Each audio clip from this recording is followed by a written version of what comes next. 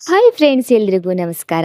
ನಮ್ಮ ಚಾನಲ್ಗೆ ಸ್ವಾಗತ. ಆಸೆ ಧಾರಾವಾಹಿಯ ಇಂದಿನ ಸಂಚಿಕೆಯಂತೂ ಸಿಕ್ಕಾಪಟ್ಟೆ ಇಂಟ್ರೆಸ್ಟಿಂಗ್ ಆಗಿದೆ.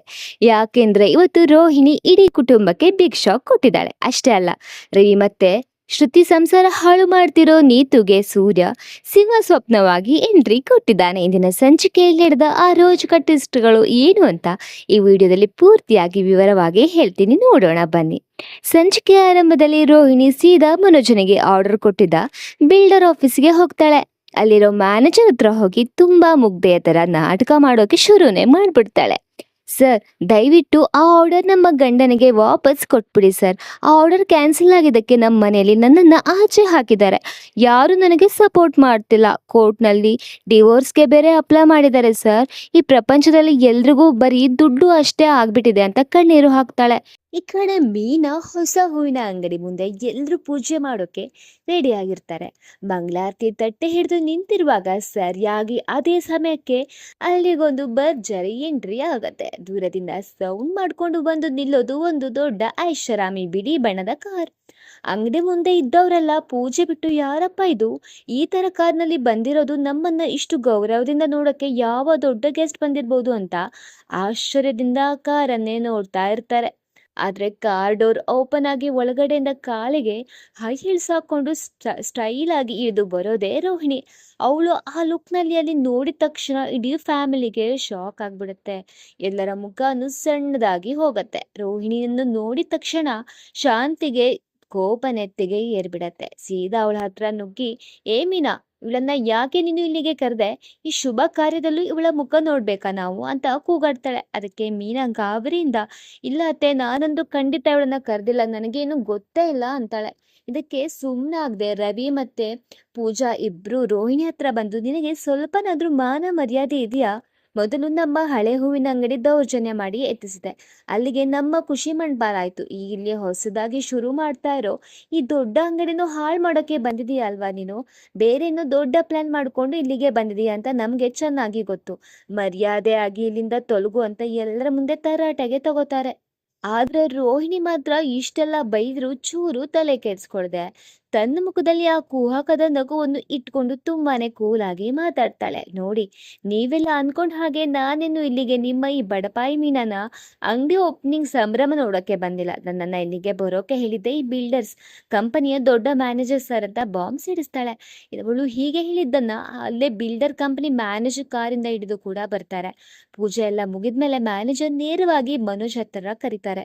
ಎಲ್ಲರ ಮುಖ ನೋಡ್ತಾ, ನೋಡಿ ಮನೋಜ್ ಅವ್ರೆ, ಅವತ್ತು ನಿಮ್ಮ ಓವರ್ ಆಟಿಟ್ಯೂಡ್ ಮತ್ತೆ ಉದ್ಘಟತನದಿಂದ ನಾವಂತೂ ದೊಡ್ಡ ಬಿಸ್ನೆಸ್ ಆರ್ಡರ್ನ ಸಂಪೂರ್ಣವಾಗಿ ಕ್ಯಾನ್ಸಲ್ ಮಾಡ್ಬಿಟ್ಟಿದ್ದೆ. ಆದ್ರೆ ನಿಮ್ಮ ಅದೃಷ್ಟ ಚೆನ್ನಾಗಿದೆ.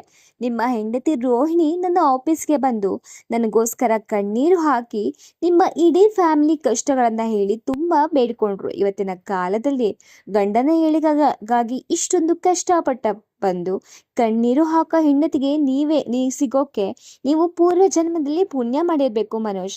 ನೀವು ತುಂಬಾನೇ ಅದೃಷ್ಟವಂತರು. ಅದಕ್ಕೋಸ್ಕರ ಅವಳು ಮುಖ ನೋಡಿ ನಾನು ಈ ಆರ್ಡರ್ ಮತ್ತೆ ನಿಮಗೆ ವಾಪಸ್ ಕೊಡ್ತಾ ಇದ್ದೀನಿ. ಆದ್ರೆ ಒಂದು ಕಂಡೀಷನ್, ಇನ್ಮೇಲೆ ರೋಹಿಣಿ ಬರೀ ನಿಮ್ಮ ಹೆಂಡತಿ ಅಷ್ಟೇ ಅಲ್ಲ, ಈ ಬಿಸ್ನೆಸ್ ಅವಳ ಮೇನ್ ಬಿಸ್ನೆಸ್ ಪಾರ್ಟ್ನರ್ ಆಗಿರ್ತಾಳೆ. ಇಬ್ರು ಸೇರಿ ಆರ್ಡರ್ ಕಂಪ್ಲೀಟ್ ಮಾಡ್ಬೇಕು ಅಂತ ಆರ್ಡರ್ ಕಾಪಿನ ಕೈಗಿಡ್ತಾರೆ. ಮ್ಯಾನೇಜರ್ ಹೀಗೆ ಹೇಳ್ತಿದ್ದಾಗೆ ಮನುಷ್ಯನಿಗೆ ಒಳೊಳಗೆ ಸಖತ್ ಖುಷಿ ಆಗ್ಬಿಡತ್ತೆ. ಅಬ್ಬಾ, ಹೇಗೋ ಆರ್ಡರ್ ವಾಪಸ್ ಸಿಕ್ತು, ನನ್ನ ಸಾಲ ತೀರತ್ತೆ ಅಂತ ನೆಮ್ಮದಿಯಾಗಿ ನಿಟ್ಟಿಸ್ರು ಬಿಡ್ತಾನೆ. ಆದ್ರೆ ಇದ್ ಕಡೆ ಶಾಂತಿ ಇದನ್ನ ತಡೆಯೋಕೆ ಆಗಲ್ಲ. ಸಿಟ್ಟಿಂದ ಉರಿದು ಹೋಗ್ಬಿಡ್ತಾಳೆ. ಏನು, ಅವಳ ಜೊತೆ ಸೇರಿ ನಾನ ಬಿಸ್ನೆಸ್ ಮಾಡ್ಬೇಕಾ? ಇದು ಹೇಗೆ ಸಾಧ್ಯ ಅಂತ ಕಿರುಚಾಟಕ್ಕೆ ಶುರು ಮಾಡ್ಬಿಡ್ತಾಳೆ. ಆದ್ರೆ ರಂಗನಾಥ್ ಅವರು ಪರಿಸ್ಥಿತಿನ ನೋಡಿ, ಶಾಂತಿ ಸುಮ್ನಿರು, ಮ್ಯಾನೇಜರ್ ಮುಂದೆ ಗಲಾಟೆ ಮಾಡ್ಬೇಡ ಅಂತ ಅವಳ ಕೈ ಹಿಡ್ದು ಸುಮ್ನಿರಿಸ್ತಾರೆ. ಅಷ್ಟರಲ್ಲೇ ರೋಹಿಣಿ ಅಲ್ಲಿಗೆ ಹೊರಡೋಕೆ ರೆಡಿಯಾಗಿ ಕಾರ್ ಹತ್ತೋ ಮುನ್ನ ಮನೋಜ್ ಹತ್ರ ಬಂದು ಕಣ್ಣು ಹೊಡೆದು ಚಾಲೆಂಜ್ ಮಾಡ್ತಾಳೆ.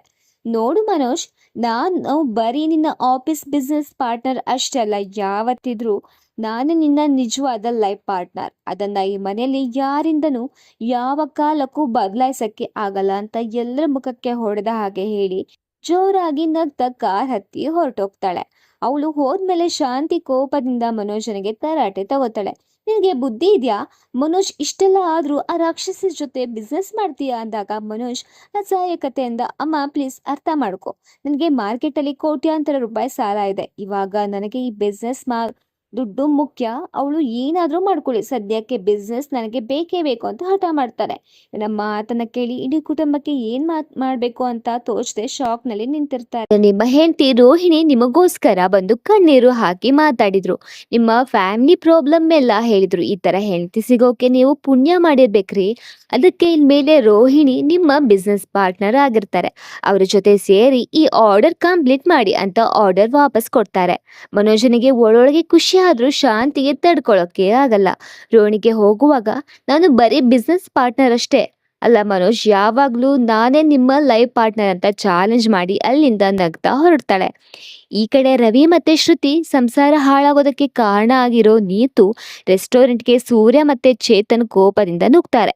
ಹೋಟೆಲ್ ಕ್ಲೋಸ್ ಆಗಿದೆ ಅಂತ ಸ್ಟಾಫ್ ಹೇಳಿದಾಗ ಸೂರ್ಯ ಅವನಿಗೆ, ನನ್ನ ತಮ್ಮನ ಹೆಂಡತಿ ಹೋಟೆಲ್ ಇದೆ, ಅಲ್ಲಿಗೆ ಬಾ, ಜಾಸ್ತಿ ಸಂಬಳ ಕೊಡ್ತೀನಿ ಅಂತ ಆಫರ್ ಕೊಡ್ತಿರ್ತಾನೆ. ಅಷ್ಟರಲ್ಲೇ ನೀತು ಬಂದು, ಏನಿದು ಗಲಾಟೆ ಮಾಡ್ತಾ ಇದ್ದೀರಾ ಅಂತ ಕೇಳಿದಾಗ, ನಾನು ಸ್ಟಾಫ್ಗೆ ಆಸೆ ತೋರಿಸಿ ಕರ್ಕೊಂಡು ಹೋಗಕ್ಕೆ ಶ್ರುತಿ ಹೇಳಿದ್ಲಾ ಅಂತ ನೀತು ಕೇಳಿದಾಗ ಸೂರ್ಯ, ನಮ್ಮ ಶ್ರುತಿಗೆ ಆ ಥರ ಬೇರೆಯವ್ರನ್ನ ಯಾಮಾರಿಸೋ ಅಭ್ಯಾಸ ಇಲ್ಲ ಅಂತಾರೆ. ನಂತರ ಸೂರ್ಯ ನೇರವಾಗಿ ವಿಷಯಕ್ಕೆ ಬರ್ತಾನೆ. ಚೆನ್ನಾಗಿರೋ ಗಂಡ ಹೆಂಡತಿ ಮಧ್ಯೆ ಬಂದು ಅವರ ಜೀವನ ಹಾಳು ಮಾಡ್ತಾ ಇದೆಯಲ್ಲ, ಮದ್ವೆ ಆಗಿರೋ ರವಿ ಹಿಂದೆ ಬಿದ್ದಿದ್ಯಲ್ಲ, ಅಸಹ್ಯ ಆಗಲ್ವಾ ನಿನಗೆ ಅಂತ ತರಾಟೆಗೆ ತಗೋತಾನೆ. ಅದಕ್ಕೆ ನೀತು ತುಂಬಾ ಉದ್ಘಾಟನದಿಂದ, ಸೋ ವಾಟ್, ನಾನು ರವಿನ ಲವ್ ಮಾಡ್ತಾ ಇದ್ದೀನಿ, ಮದ್ವೆ ಆದರ್ನ ಲವ್ ಮಾಡಬಾರ್ದು ಅಂತ ಎಲ್ಲಾದ್ರೂ ರೂಲ್ಸ್ ಇದೆಯಾ, ಐ ಲವ್ ರವಿ ಅಂತಾಳೆ. ಇದರಿಂದ ಸೂರ್ಯನ ತಾಳ್ಮೆ ಕೆಡುತ್ತೆ.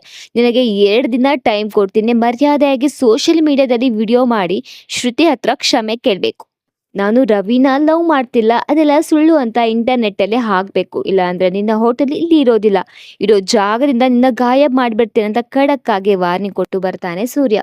ಕೊನೆಯಲ್ಲಿ ಶಾಂತಿ ಮತ್ತೆ ಮನೋಜ್ ಲಾಯರ್ ಹತ್ರ ಹೋಗಿ ರೋಹಿಣಿ ಬಿಸ್ನೆಸ್ ಪಾರ್ಟ್ನರ್ ಆಗಿರೋ ಬಗ್ಗೆ ಹೇಳ್ತಾರೆ. ಅದಕ್ಕೆ ಲಾಯರ್, ಬಿಸ್ನೆಸ್ ಮಾಡೋದ್ರಲ್ಲಿ ಪ್ರಾಬ್ಲಮ್ ಇಲ್ಲ, ಆದ್ರೆ ಅವಳ ಜೊತೆ ಮತ್ತೆ ಪ್ರೀತಿ ಹುಟ್ಟಿದ್ರೆ ಡಿವೋರ್ಸ್ ಸಿಗೋದು ಕಷ್ಟ ಆಗತ್ತೆ. ಅವಳೇ ಹಳೆ ಫ್ರಾಡ್ ಕೇಸ್ಗಳ ಬಗ್ಗೆ ಡೀಟೇಲ್ಸ್ ಬೇಕು. ಮುಂದಿನ ಹಿಯರಿಂಗ್ ಸೂರ್ಯ ಮತ್ತೆ ಮೀನಳನ್ನ ಕರೆಸಿ ಅಂತ ಹೇಳ್ತಾರೆ. ಬಳಿಕ ಮನೋಜ್ ತನ್ನ ಶೋರೂಮ್ ನಲ್ಲಿ ಕೆಲಸ ಮಾಡ್ತಿರುವಾಗ ಅಲ್ಲಿಗೆ ರೋಹಿಣಿ ಬರ್ತಾಳೆ.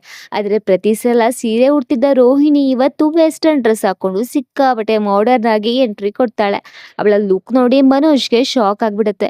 ಮನೋಜ್ ಅವನಿಂದ ದೂರ ಇರೋಕೆ ಎಷ್ಟೇ ಟ್ರೈ ಮಾಡಿದ್ರು ರೋಹಿಣಿ ಮಾತ್ರ ನಿನ್ನನ್ನ ಹೇಗೆ ನನ್ನ ಕಡೆ ಹೇಳ್ಕೊತೀನಿ ನೋಡ್ತಾ ಇರು ಅಂತ ಮನ್ಸಲ್ಲೇ ಪ್ಲಾನ್ ಮಾಡ್ತಾ ಇರೋದ್ರಿಂದ ಇಲ್ಲಿಗೆ ಸಂಚಿಕೆ ಮುಗಿಯುತ್ತೆ. ಫ್ರೆಂಡ್ಸ್, ಈಗ ರೋಹಿಣಿ ಮಾಡರ್ನ್ ಅವತಾರದಲ್ಲಿ ಬಂದು ಮನೋಜ್ನ ಪುಟ್ಟಿಗೆ ಹಾಕೊಳ್ಳೋಕೆ ನೋಡ್ತಿದ್ದಾಳೆ.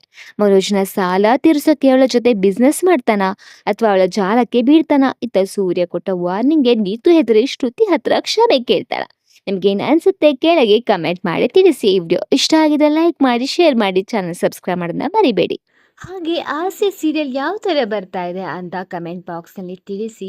ನೀವು ನಮ್ಮ ಚಾನೆಲ್ನ ಸಬ್ಸ್ಕ್ರೈಬ್ ಮಾಡದೇ ಇದ್ದರೆ ನಾವು ಅಪ್ಡೇಟ್ ಮಾಡುವಂಥ ಯಾವುದೇ ವಿಡಿಯೋಗಳು ನಿಮಗೆ ನೋಟಿಫಿಕೇಶನ್ ಬರಲ್ಲ. ಅದಕ್ಕೋಸ್ಕರ ನಮ್ಮ ಚಾನಲ್ನ ಸಬ್ಸ್ಕ್ರೈಬ್ ಮಾಡ್ಕೊಳ್ಳಿ. ಪಕ್ಕದಲ್ಲಿರೋ ಬೆಲ್ ಐಕಾನ್ನ ಪ್ರೆಸ್ ಮಾಡಿದರೆ ಎಲ್ಲ ನೋಟಿಫಿಕೇಶನ್ಗಳು ಬರುತ್ತೆ.